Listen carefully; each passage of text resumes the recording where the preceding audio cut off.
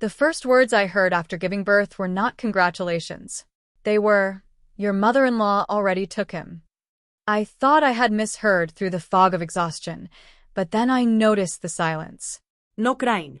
No tiny heartbeat against my chest. No nurse rushing to place my son in my arms. Everyone around me suddenly refused to meet my eyes.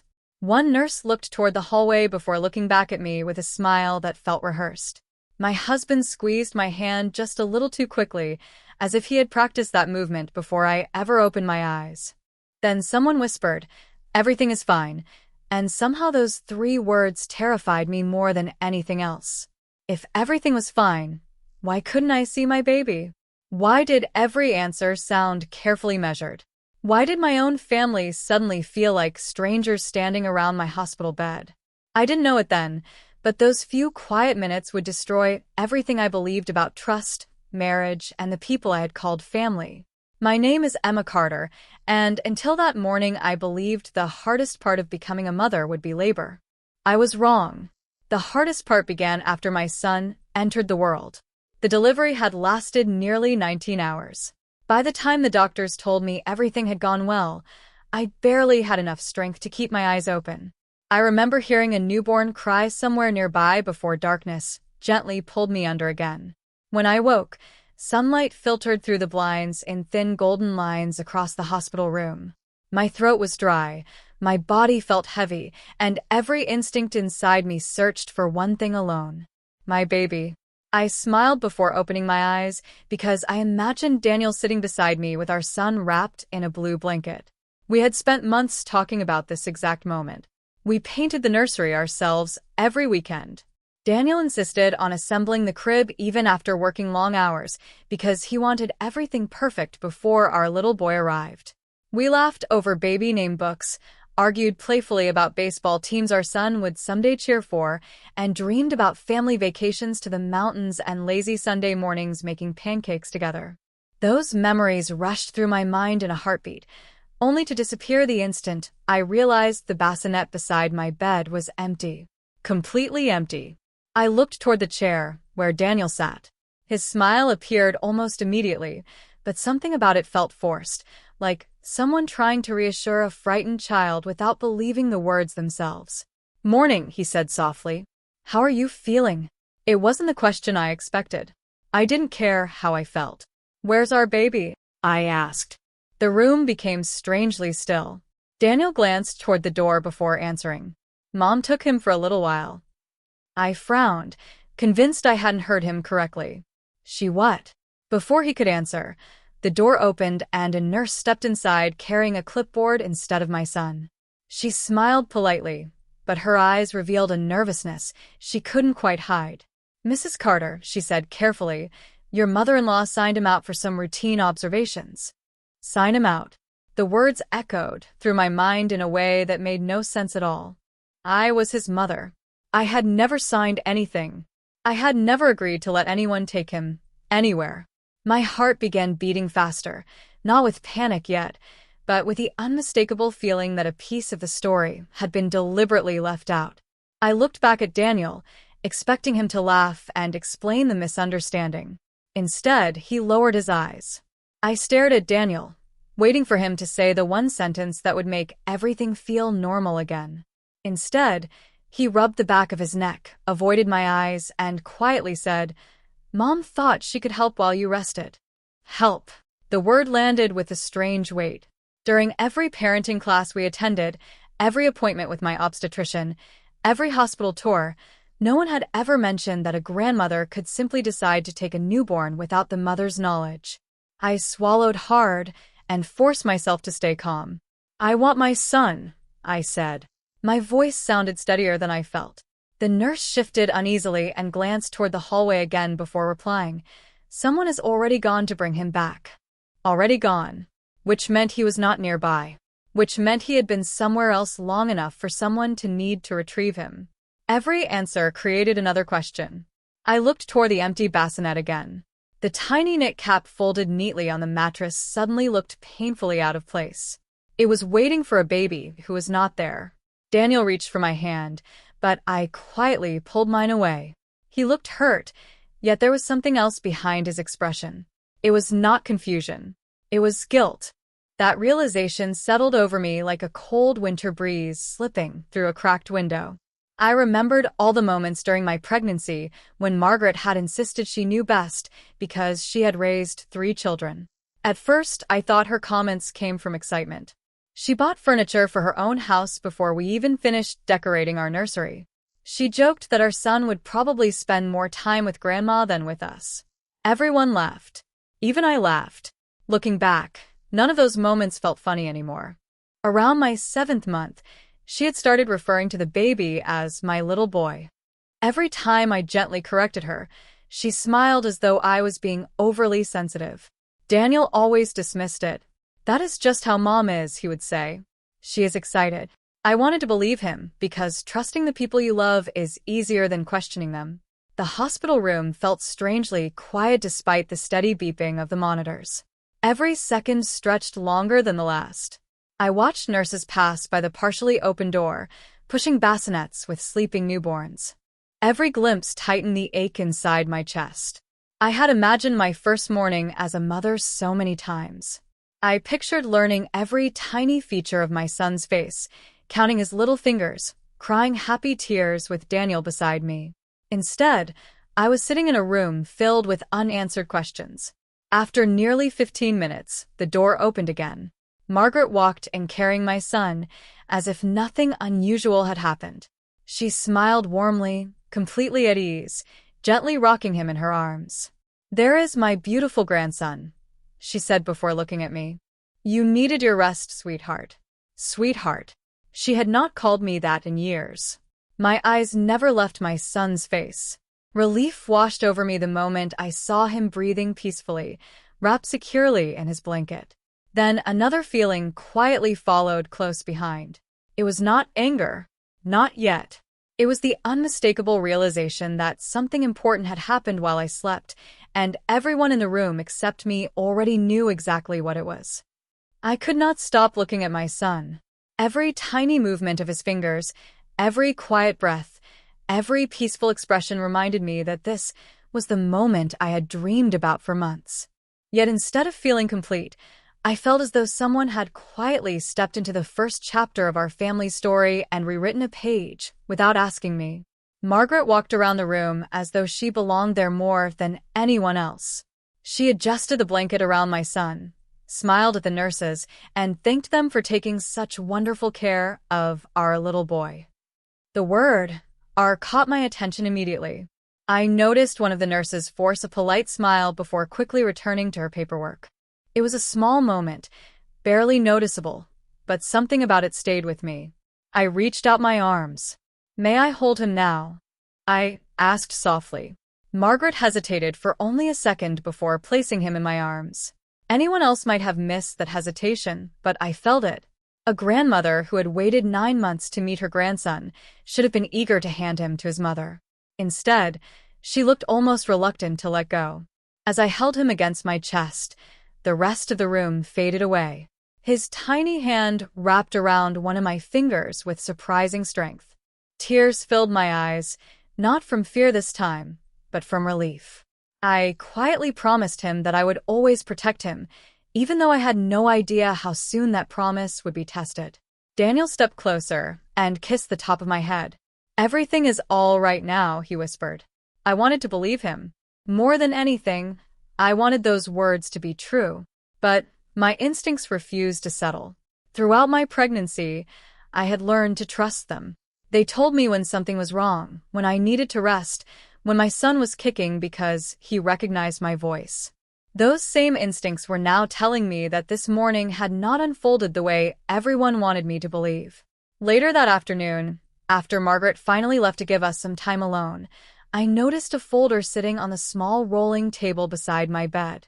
It contained discharge information, feeding schedules, newborn care instructions, and several hospital forms waiting for signatures. I flipped through them absent-mindedly until one page made me stop. Near the bottom was a visitor authorization form. My eyes moved slowly across the printed lines before freezing on a handwritten signature. It was not mine. I read the name twice, hoping I had misunderstood. Margaret Carter. According to the document, she had been listed as an approved caregiver with temporary decision-making privileges while I was recovering. I stared at the page, unable to understand how that could have happened. I had completed all of my hospital paperwork weeks before my due date. I had listed only Daniel for medical decisions. My hands began to tremble. "Daniel," I said quietly. "Why is your mother's name on this form?" He looked over for only a brief moment before answering. "It was just easier while you were asleep. The nurse suggested it." His explanation arrived too quickly, almost as though he had already rehearsed it. I looked back at the paper. Something did not fit. Hospitals did not simply change legal documents because something was easier. They certainly did not replace a mother's authority without asking her. I folded the paper carefully and slipped it beneath my blanket before anyone else could notice. For the first time since my son was born, I stopped hoping there had been a misunderstanding. Instead, I began wondering how many more documents existed that I had never seen. I did not mention the form again that evening. Instead, I watched. Sometimes silence reveals more than questions ever can. Daniel busied himself installing the infant car seat into our SUV while Margaret insisted on reorganizing the hospital gift bags because she claimed she had a better system. Every few minutes, she reached into the bassinet without asking, adjusting my son's blanket or checking whether he was sleeping comfortably. Each gesture appeared caring on the surface, yet every one of them carried the quiet assumption that she was in charge. As we prepared to leave the hospital, a discharge nurse entered with another folder. She smiled warmly at me before flipping through several pages on her clipboard. Then her expression changed for just a fraction of a second. She looked from me to Margaret, and then back to the paperwork. "I just need the mother's signature on these final documents," she said politely. Margaret stepped forward almost automatically. "I can take care of that." The nurse blinked in surprise. "No, ma'am. The mother needs to sign these herself." For the first time all day, I saw genuine irritation flash across Margaret's face before she quickly replaced it with a pleasant smile. "Of course," she laughed softly.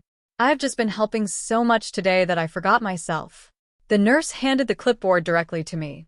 As I signed each page carefully, I noticed something unusual.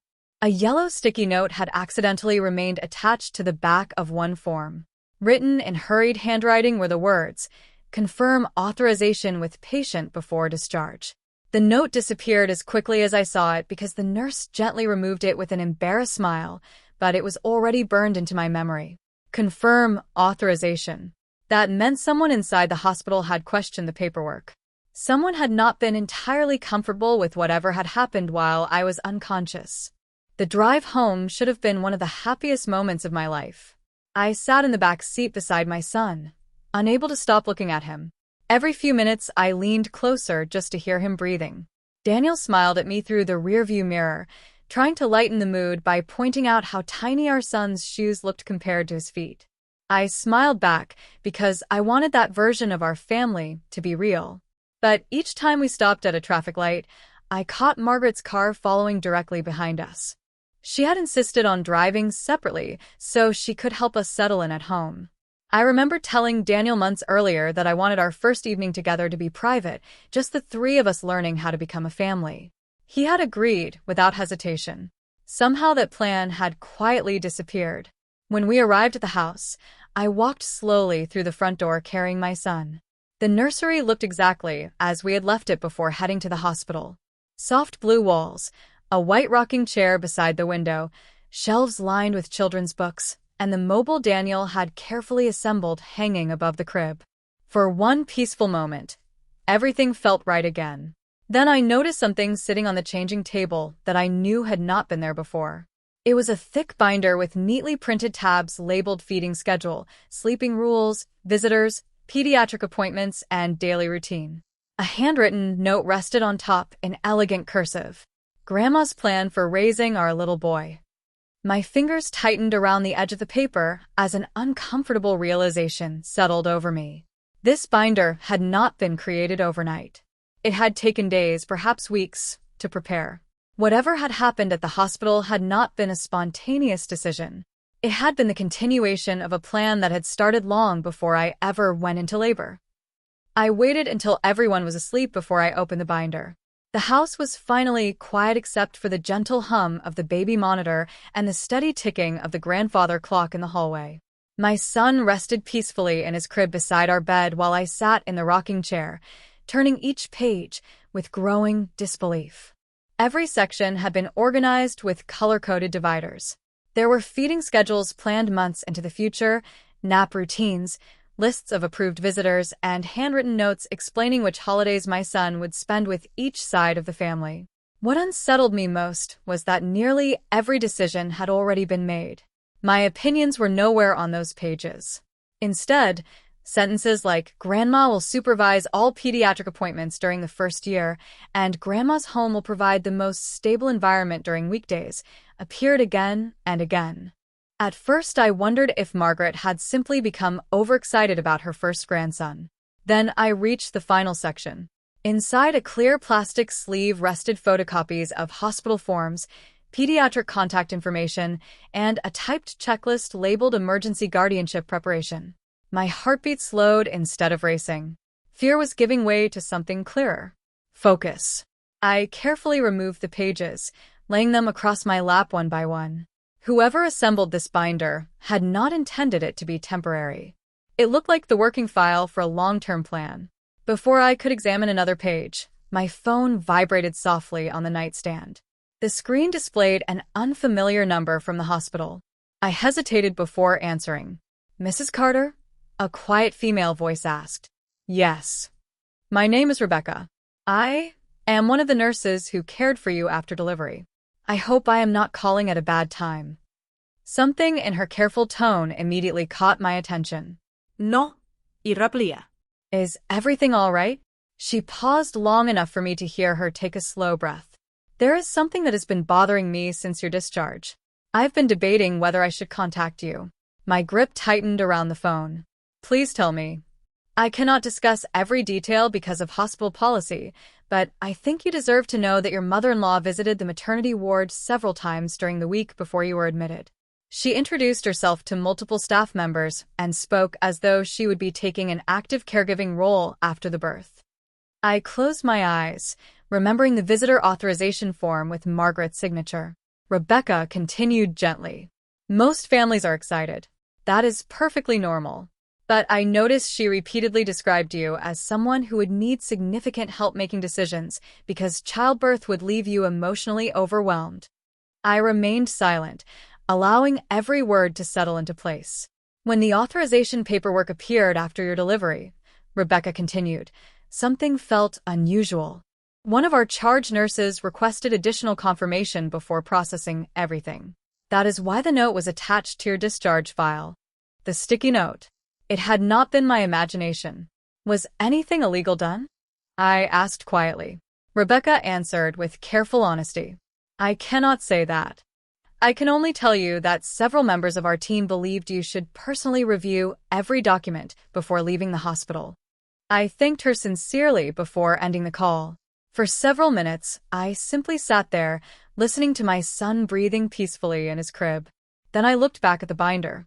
Suddenly, every perfectly organized page looked less like the work of an enthusiastic grandmother and more like evidence.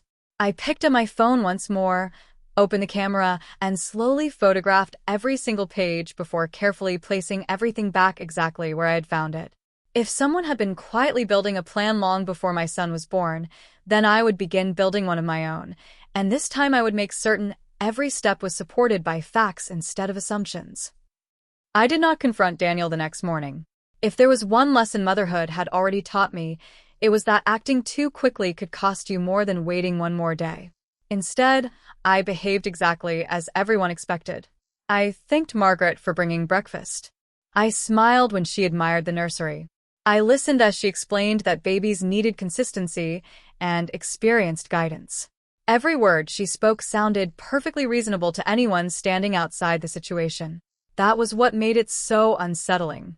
Control disguised as kindness is much harder to recognize than open hostility. After breakfast, Margaret insisted on holding my son while I showered. I politely declined, explaining that I wanted to spend every possible minute with him during our first days together. Her smile remained in place, but I noticed it no longer reached her eyes. "You are going to wear yourself out," she said gently. "New mothers often do not realize when they need help." I thanked her again and carried my son upstairs. As I reached the landing, I heard her speaking quietly to Daniel in the kitchen. I could not hear every word, but one sentence drifted clearly through the hallway. "She is becoming more emotional than I expected." I stopped walking. My heart sank, not because Margaret had said it, but because Daniel did not immediately disagree. Later that afternoon, while my son slept against my shoulder, I opened our family calendar on the kitchen counter. Someone had added several appointments that I did not remember scheduling. Pédiatrique consultation. Home safety inspection. Family support evaluation. Each appointment listed Margaret as the primary contact person. I stared at the handwriting. It belonged to Daniel. I quietly took photographs before deleting nothing. Evidence mattered more than arguments. Around noon, Daniel returned from picking up groceries. He noticed me looking at the calendar and smiled uneasily. Mom helped organize everything so we would not fall behind. I nodded calmly. "Why is she listed as the primary contact?" His smile faded. "It is only temporary. She knows the medical system better than we do." I looked directly into his eyes. "Daniel, I am our son's mother." He looked away almost immediately. "I know." His answer was so quiet that it barely sounded convincing. That single moment hurt more than any harsh words could have. The man who had once promised we would face every challenge together now sounded like someone trying to convince himself that everything happening was normal. That evening, while Daniel took a phone call outside, his laptop remained open on the dining room table. I had never searched through his belongings before. Marriage, I believed, depended on trust. But trust had already been cracked. A notification appeared in the corner of the screen before it faded away. It displayed part of an email subject line. Guardianship consultation document. My stomach tightened. I did not open the message. Instead, I simply photographed the screen with my phone. Seconds later, Daniel returned, closed the laptop without noticing anything unusual, and carried it upstairs.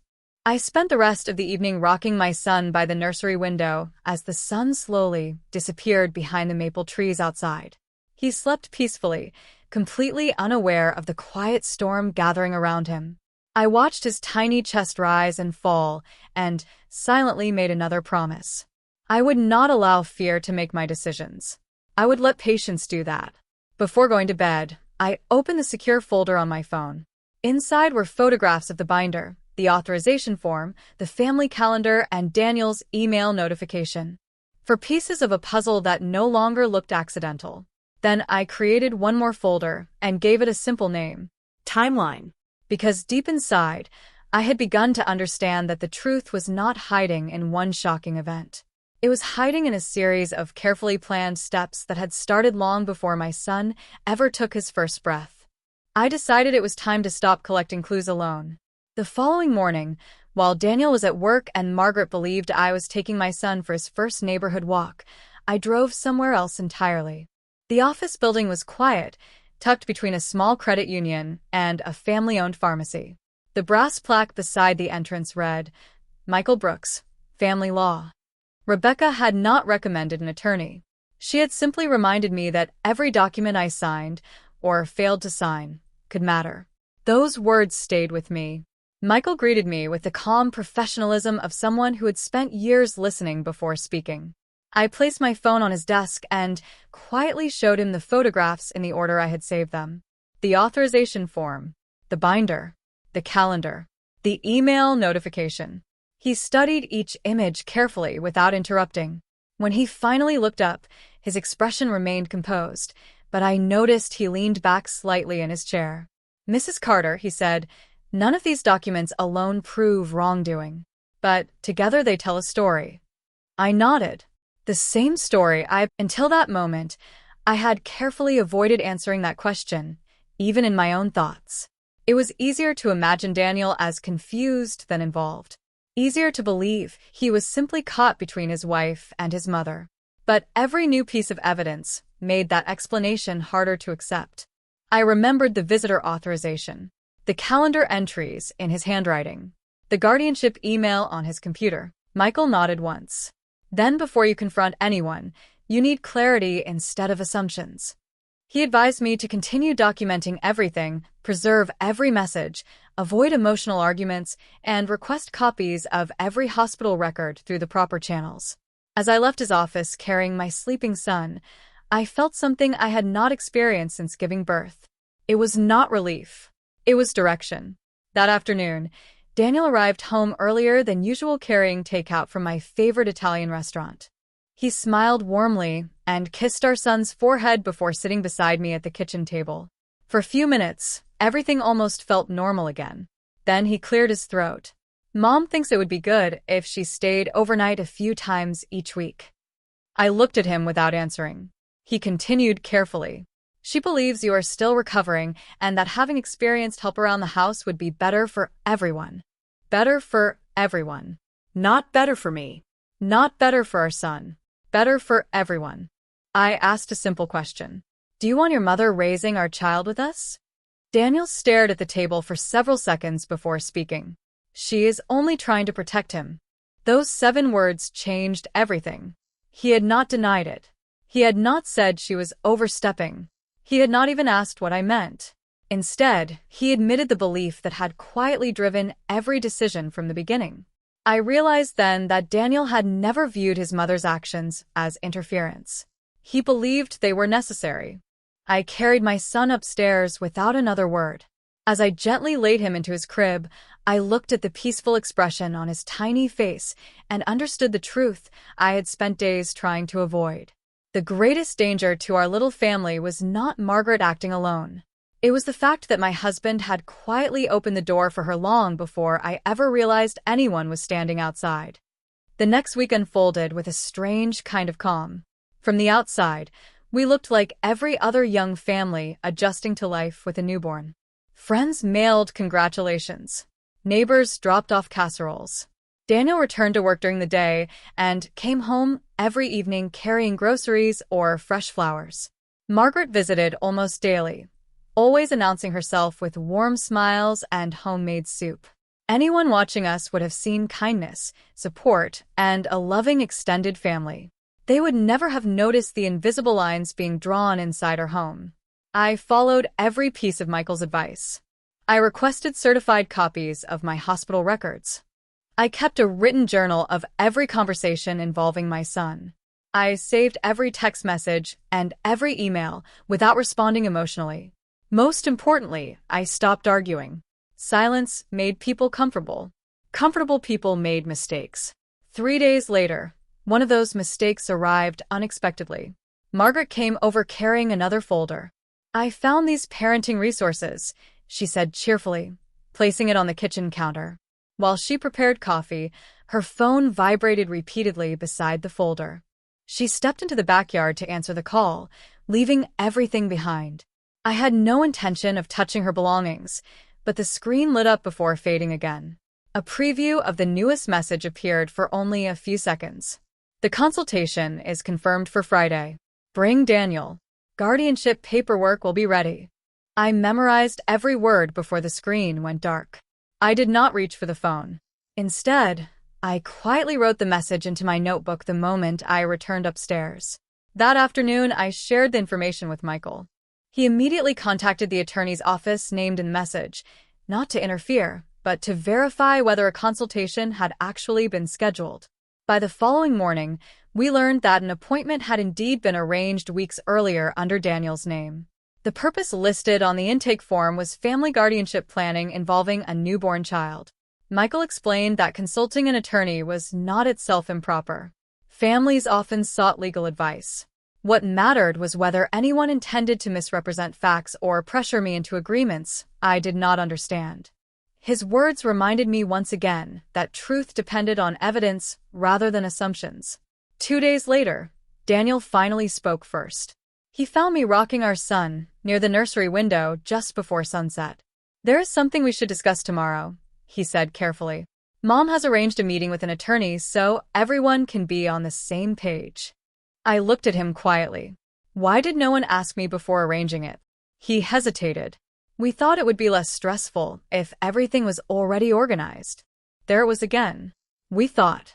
Decisions about my child had repeatedly been made by a group that somehow excluded me.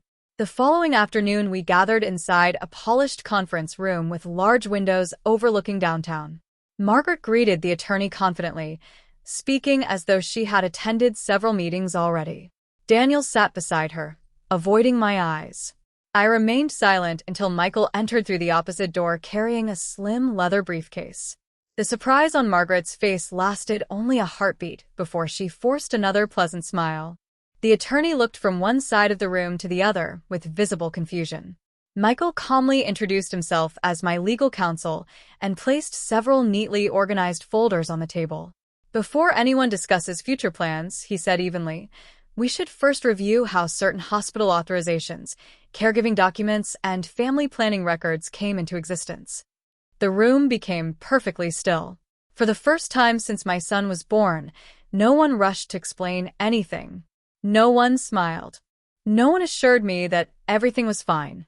They simply looked at the folders resting on the table, and I realized every quiet step I had taken since leaving the hospital had finally brought us to the moment when facts would begin speaking louder than promises. No one spoke for several long seconds. Michael opened the first folder with the same calm expression he had worn since entering the room. He slid copies of the hospital authorization forms across the conference table, followed by photographs of the binder, the calendar entries, and certified copies of my medical records. Then, he placed a handwritten timeline beside them, matching every document to the exact day and time it had been created. The attorney hosting the meeting slowly adjusted his glasses as he reviewed each page. Mrs. Carter, he said, looking toward Margaret, can you explain why caregiver authorization was requested before the child's mother had an opportunity to review the paperwork herself? Margaret smiled politely, but this time the confidence in her voice was gone. Emma was exhausted after a difficult delivery. I only wanted to make things easier. Michael nodded respectfully. Helping a new mother is admirable. Making legal decisions on her behalf without her informed participation is an entirely different matter. The room fell silent again. Daniel shifted uneasily in his chair. I watched him carefully, waiting for him to defend his mother the way he always had. Instead, he stared at the documents spread across the table. Michael continued by presenting the photographs of the binder. Every carefully prepared schedule, every note assigning responsibilities to Margaret, every page outlining plans that excluded me had been preserved exactly as I found them. These materials demonstrate preparation well before the child's birth, he explained. Whether the intentions were loving or misguided, they clearly anticipated decision-making authority that belonged first to the parents, particularly the mother during her recovery. The attorney slowly closed the folder and folded his hands. I strongly recommend that all guardianship discussions end immediately, unless both parents knowingly request them in the future. Margaret finally turned toward Daniel. Tell them I was only protecting your son. Daniel remained quiet for what felt like an eternity. Then he looked at me for the first time since the meeting had begun. His eyes were filled not with anger, but with regret. I thought Mom knew what was best, he admitted softly. I kept telling myself you would understand later. I never stopped to ask how it would feel for you. Hearing those words did not erase the pain of the previous days, but they finally gave me something I had been searching for since waking up in that hospital room. The truth. Not every painful story ends because someone is cruel. Sometimes it begins because people convince themselves that good intentions excuse bad decisions. They do not. The meeting ended without raised voices, without dramatic confrontations, and without anyone celebrating. Margaret quietly gathered her purse and left the room without another argument. Daniel remained seated beside me until everyone else had gone. I do not expect you to forgive me today, he said. But I want to earn your trust again, one choice at a time. I did not answer immediately. Trust is not rebuilt by promises. It is rebuilt by consistent actions over time. Weeks later, our home felt different. The binder was gone. Every medical appointment was scheduled together. Every decision about our son belonged to the two people responsible for raising him. Margaret still loved her grandson, but she finally understood that being a grandmother was a privilege, not a position of authority. As for me, every evening I rocked my son in the same white chair beside the nursery window, listening to his gentle breathing as the sun disappeared beyond the maple trees. I often thought back to the morning when I opened my eyes in the hospital and found an empty bassinet waiting beside my bed. I had believed I was about to lose the most precious moments of my son's life. Instead, I gained something just as important. I learned that protecting a child sometimes begins with quietly protecting your own voice. A mother does not have to shout to be strong. Sometimes the strongest thing she can do is remain calm long enough for the truth to reveal itself.